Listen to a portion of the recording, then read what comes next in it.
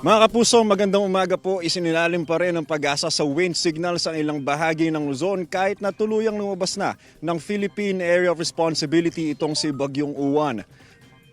Ayon sa pag-asa, signal number 2 po ngayon sa Batanes, Cagayan kasama ang Babuyan Islands, Apayao, Abra, Kalinga, western portion ng Mountain Province, northwestern portion ng Benguet, buong Ilocos Norte, Ilocos Sur at northern portion ng La Union.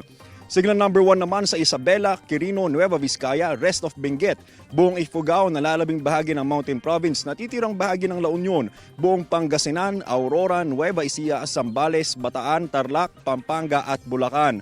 Signal number 1 din po sa Metro Manila, Cavite, Laguna, northern at western portions ng Batangas, buong Rizal, northern portion ng Quezon Province kasama po ang Polillo Islands at Lubang Islands.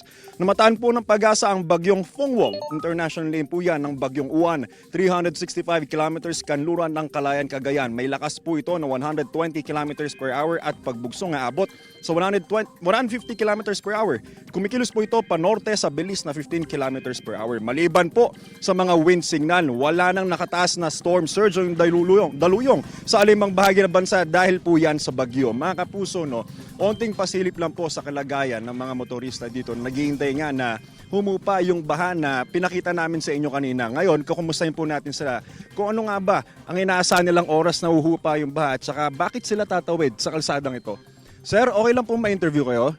Good morning po, sir. Ano pong pangalan nila? James, Sir James, ilang oras po inaasahan nyo na paghihintay bago humupa yung baha dito? makaabutin pa ito ng tanghali pa eh. Tanghali. Oo. Sir, ano pong epekto nito since tanghali pa po inaasahang huhupa yung baha dito? Sa amin sir, bilang may mga paninda kasi kami na kailangan ma-dispose ngayong umaga.